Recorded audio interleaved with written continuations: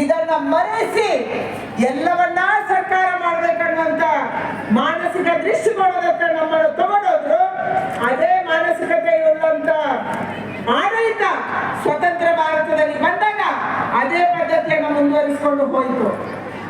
ಇವತ್ತು ನಮ್ಮ ಡಾಕ್ಟರ್ ಕಡೇರ್ವಾಲಿ ಅವರು ವೇದಿಕೆ ಮೇಲೆ ಕೂತಿದ್ದಾರೆ. ಅವರು ನಮ್ಮನ್ನು ಕುರಿತು ಮಾತಾಡುವವರಿದ್ದಾರೆ. ನಮ್ಮ ಆಹಾರ ಪದ್ಧತಿ ಏನಿತ್ತು, ನಾವಿವತ್ತು ತಿಂತಾ ಇರೋದು ಪಾಲಿಷ್ಟ ಅಕ್ಕಿ ಮತ್ತು ಗೋಧಿಯ ಚಪಾತಿ. ಆದ್ರೆ ನಮ್ಮ ರಾಜ್ಯದಲ್ಲಿ ನಮ್ಮದೊಂದು ಹೆಮ್ಮೆ ಇದೆ. ದಕ್ಷಿಣದ ಜನ ಇವತ್ತಿಗೂ ರಾಗಿ ತಿಂತಾರೆ, ಉತ್ತರದ ಜನ ಇವತ್ತಿಗೂ ಜೋಳದ ರೊಟ್ಟಿ ತಿಂತೀರಿ. ಅದಕ್ಕಾಗಿ ನಿಮ್ಮ ಆರೋಗ್ಯ ಯಾವುದು ಬಚಾವಾಗಿದೆ. ಆದ್ರೆ ನಿಧಾನಕ್ಕೆ ನಾವು ಗೋಧಿ ಕಡೆ ಹೋದ್ವಿ, ನಿಧಾನಕ್ಕೆ ನಾವು ಭತ್ತದ ಕಡೆ ಹೋದ್ವಿ, ನಮ್ಮ ಪರಿಸರನೂ ಹಾಳು ಮಾಡಿದ್ವಿ. ಇವತ್ತು ಪಂಜಾಬ್ಗೆ ನೀವು ಹೋಗ್ಬೇಕು, ಯಾರಾದ್ರೂ ಹೋಗಿರ್ಬೋದು. ಪಂಜಾಬ್ಗೆ ಹೋದ್ರೆ ಎಷ್ಟು ನಾವು ಗೋಧಿ, ಎಷ್ಟು ನಾವು ಭತ್ತ ಬೆಳೆದಿವೋ, ಎಷ್ಟು ನೀರನ್ನ ಉಪಯೋಗ ಮಾಡಿದ್ವೋ ಅಷ್ಟೇ ಅದಕ್ಕೆ ರಾಸಾಯನಿಕ ಹಾಕಿದ್ವಿ, ಅಷ್ಟೇ ಅದಕ್ಕೆ ಕ್ರಿಮಿನಾಶಕ ಹಾಕಿದ್ವಿ, ಅಷ್ಟೇ ಅದಕ್ಕೆ ಫರ್ಟಿಲೈಸರ್ ಹಾಕಿದ್ವಿ. ಅದರ ಪರಿಣಾಮವಾಗಿ ಏನು, ಪಂಜಾಬಿನ ಒಂದೊಂದು ಮನೆಯಲ್ಲಿ ಕೂಡ ಎರಡೆರಡು ಕ್ಯಾನ್ಸರ್ ಪೇಷಂಟ್ ಇದ್ದಾರೆ. ಎರಡೆರಡು ಕ್ಯಾನ್ಸರ್ ಪೇಷಂಟ್. ಬಿಕನೇರ್ ಹೋಗುವಂತ ರೈಲಿಗೆ ಕ್ಯಾನ್ಸರ್ ಟ್ರೈನ್ ಅಂತ ಹೆಸರಿಟ್ಟಿದ್ದಾರೆ. ಯಾಕೆ? ಅಲ್ಲಿಂದ ಆಸ್ಪತ್ರೆಗಾಗಿ ಜನ ಕ್ಯಾನ್ಸರ್ ಟ್ರೀಟ್ಮೆಂಟ್ಗೆ ಹೋಗ್ತಾರೆ. ಯಾವುದು ನಮ್ಮ ಆರೋಗ್ಯಕ್ಕೆ ಉತ್ತಮ ಅಂತ ನಮ್ಮ ಹಿರಿಯರು ಹೇಳಿದ್ರು. ಇವತ್ತು international year of Miller's last year ಆಚರಣೆ ಆಯಿತು. ಕೇವಲ ನಮ್ಮ ದೇಶದಲ್ಲ, ನಮ್ಮ ಸರ್ಕಾರದ ಹೇಳಿಕೆಯಂತೆ ಇವತ್ತು ಹೇಳ್ತು, ಇವತ್ತು ಗ್ಲುಟೋನ್ ಫ್ರೀ ಆಹಾರ ನಮ್ಗೆ ಬೇಕು, ಗ್ಲುಟೋನ್ ಇಲ್ಲದಂತ ಆಹಾರ ಬೇಕು. ಗ್ಲುಟೋನ್ ಇಲ್ಲದಂತ ಆಹಾರ ಯಾವುದು? ನಾವು ತಿನ್ನುವಂತ ಜೋಳ, ನಾವು ತಿನ್ನುವಂತ ರಾಗಿ, ನಮ್ಮ ಮಿಲ್ಲೆಟ್ಸ್ ಇವತ್ತು ಗ್ಲುಟೋನ್ ಫ್ರೀ ಆಹಾರ ಅಂತ ವರ್ಲ್ಡ್ ಅಲ್ಲಿ ಸಾಬೀತಾಗಿದೆ. ಅದಕ್ಕೆ ಇವನು ಇಂಟರ್ನ್ಯಾಷನಲ್ ಇಯರ್ ಆಫ್ ಮಿಲ್ಲೆಟ್ಸ್ ಅನ್ನ ಆಚರಣೆ ಮಾಡ್ತು. ಅಂದ್ರೆ ಯಾವ ಹಿರಿಯರು ನಮ್ಗೆ ಆಹಾರ ಪದ್ಧತಿಯನ್ನು ಕೊಟ್ಟಿದ್ರು ಅದು ಸತ್ಯ ಅಂತ ಸಾಬೀತಾಗಿದೆ. ಯಾವ ಯೋಗವನ್ನ ನಮ್ಮ ಹಿರಿಯರು, ನಮ್ಮ ಋಷಿಗಳು ನಮ್ಗೆ ಕೊಟ್ಟಿದ್ರು, ನಮ್ಮ ಪತಂಜಲಿಯವರು ಅವತ್ತು ತನ್ನ ಮೂಲಕ ಪ್ರಯೋಗ ಮಾಡಿ ಯೋಗವನ್ನ ಕೊಟ್ಟಿದ್ರು. ಆ ಯೋಗ ಇವತ್ತು ಪ್ರಪಂಚದ ಎಲ್ಲ ದೇಶಗಳ ಯೋಗೋದಯವನ್ನು ಆಚರಣೆ ಮಾಡುವಂತ ಸ್ಥಿತಿ ನಿರ್ಮಾಣ ಆಗಿದೆ. ನಮ್ಮ ಆಯುರ್ವೇದ ಬೇರೆ ಬೇರೆ ದೇಶಗಳಲ್ಲಿ ಇವತ್ತು ಪ್ರಯೋಗ ಆಗ್ತಾ ಇದೆ. ನಮ್ಮ ಗಿಡಮೂಲಿಕೆಗಳು, ಯಾವ ಗಿಡಮೂಲಿಕೆಯನ್ನು ಬೆಳೆದ್ರು ಕೂಡ ಈ ದೇಶದಲ್ಲಿ ನಮ್ಮ ರೈತರು ಅದಕ್ಕೆ ವಿಶ್ವದಲ್ಲಿ ಬೇಡಿಕೆ ಇದೆ.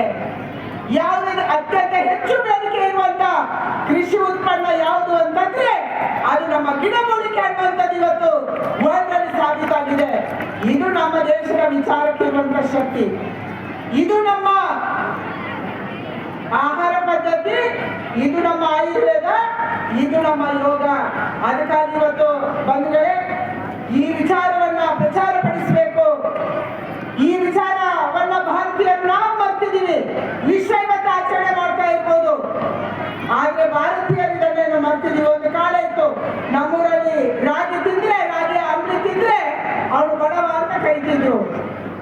ಆದ್ರೆ ಇವತ್ತು ಅದೇ ಬಡವನ ಆಹಾರ ಶ್ರೀಮಂತರು ತಿಂತಾ ಇದ್ದಾರೆ. ಇದು ಸತ್ಯ. ಈ ಸತ್ಯದ ಕಡೆಗೆ ಮತ್ತೆ ಹೋಗ್ಬೇಕು. ಭಾರತೀಯ ವಿಚಾರಧಾರೆಯನ್ನ, ಭಾರತೀಯ ಸಂಸ್ಕೃತಿಯನ್ನ, ಭಾರತೀಯ ಆಹಾರ ಪದ್ಧತಿಯನ್ನ, ಭಾರತೀಯ ಆರೋಗ್ಯದ ಬಗೆಗಿರುವಂತ ವಿಶಿಷ್ಟ ಯೋಚನೆಗಳನ್ನ, ಪದ್ಧತಿಗಳನ್ನ ಮತ್ತೊಂದ್ಸರಿ ದೇಶಕ್ಕೆ ಮತ್ತು ಪ್ರಪಂಚಕ್ಕೆ ಕೊಡಬೇಕು. ಈ ಕಾರಣಕ್ಕಾಗಿ ಇವತ್ತು ಇಷ್ಟೊಂದು ದೊಡ್ಡ ಪ್ರಯತ್ನ ನಮ್ಮ ಭಾರತೀಯ ವಿಕಾಸ ಸಂಗಮದ ಮೂಲಕ ನಡೀತಾ ಇದೆ. ಭಾರತೀಯ ಸಂಸ್ಕೃತಿಯನ್ನು ಉಳಿಸುವಂತ ಕೆಲಸ ನಡೀತಾ ಇದೆ. ಕಲೆಗೆ ಪ್ರೋತ್ಸಾಹ ಕೊಡುವಂತ ಕೆಲಸ ನಡೀತಾ ಇದೆ. ಕೊತ್ತಲ ಬಸವೇಶ್ವರ ಶಿಕ್ಷಣ ಸಂಸ್ಥೆ. ಹೆಮ್ಮೆ ಆಗುತ್ತೆ ನಮ್ಗೆ. ಯಾಕೆ ಹೆಮ್ಮೆ?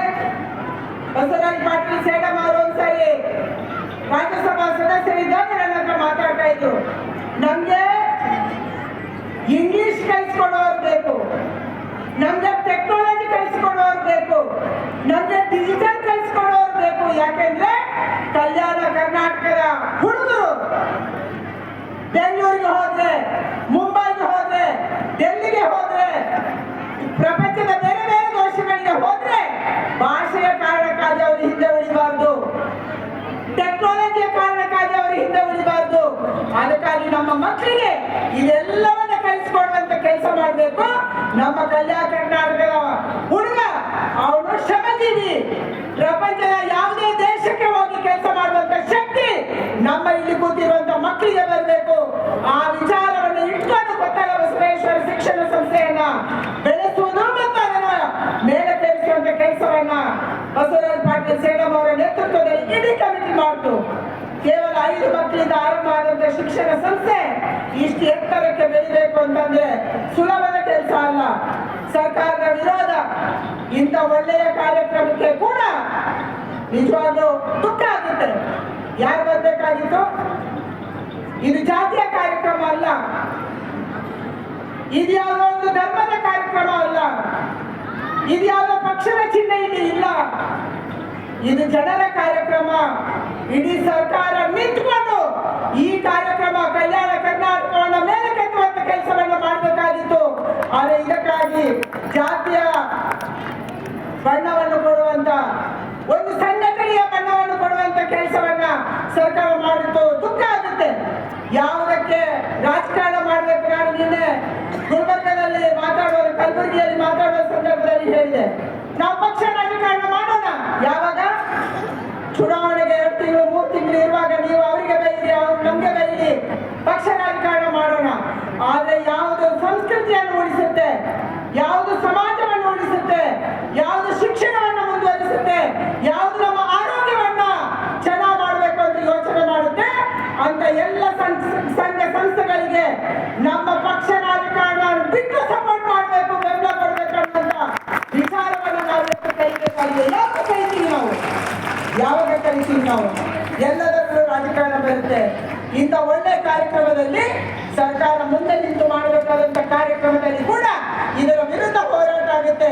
ಈ ರೀತಿಯ ಮಾನಸಿಕತೆಯನ್ನು ಬಿಟ್ಟು ಇವತ್ತು ಭಾರತೀಯರು ಯೋಚನೆ ಮಾಡುವಂತ, ನಾವೆಲ್ಲರೂ ಯೋಚನೆ ಮಾಡುವಂತ ಅಗತ್ಯ ಇದೆ. ಅದಕ್ಕಾಗಿ ಇಂಥ ಮಾನಸಿಕತೆಗೆ ನಾವು ಧಿಕ್ಕಾರ ಹೇಳಬೇಕು. ಅದಕ್ಕಾಗಿ ನಮ್ಮ ದೇಶ ಈ ರೀತಿಯ ಕಚ್ಚಾಟದಲ್ಲಿ ತೊಡಗಿಸಿಕೊಂಡಿದೆ. ಯಾವುದೇ ದೇಶದಲ್ಲಿ ನೋಡಿ, ಚುನಾವಣೆಯಲ್ಲಿ ಪರಸ್ಪರ ಜಗಳಾಡ್ತಾರೆ. ಚುನಾವಣೆ ಆದ ಮೇಲೆ ವಿರೋಧ ಪಕ್ಷದವರು ಕೂಡ ಮಂತ್ರಿ ಆಗ್ತಾರೆ. ಯಾಕೆ? ಅವರು ದೇಶದ ಸಲುವಾಗಿ ಯೋಚನೆ ಮಾಡ್ತಾರೆ, ಚುನಾವಣೆಯಲ್ಲಿ ರಾಜಕಾರಣ.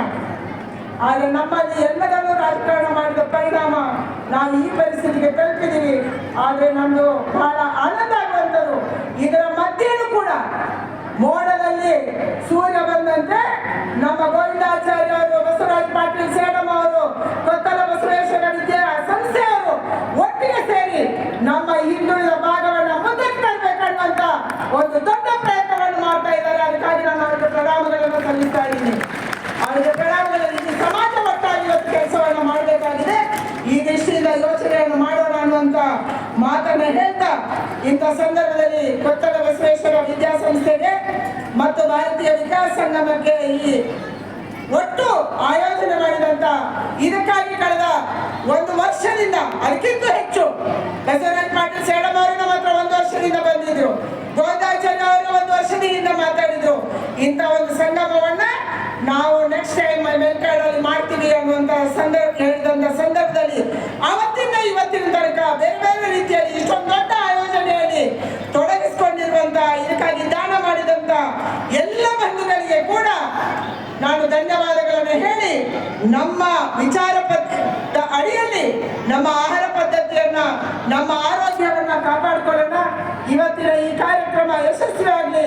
ಯಾರು ನಮ್ಗಾಗಿ ಇವತ್ತು ನಮ್ಮ ಜೀವನ ಪದ್ಧತಿಯ ಬಗ್ಗೆ ಹೇಳಕ್ಕೆ ಬಂದಿದ್ದಾರೆ, ಅವರೆಲ್ಲರ ಮಾತುಗಳನ್ನು ಕೇಳಿಕೊಂಡು ನಾವೆಲ್ಲ ಪ್ರೇರಿತರಾಗೋಣ ಅನ್ನುವಂತ ಮಾತನ್ನು ಹೇಳ್ತಾ, ನಿಮ್ಮೆಲ್ಲರಿಗೆ ವಂದನೆಯನ್ನು ಸಲ್ಲಿಸಿ ವೇದಿಕೆಯಲ್ಲಿರುವಂತ ಎಲ್ಲ ಹಿರಿಯರಿಗೆ ಕೂಡ ನನ್ನ ಪ್ರಣಾಮ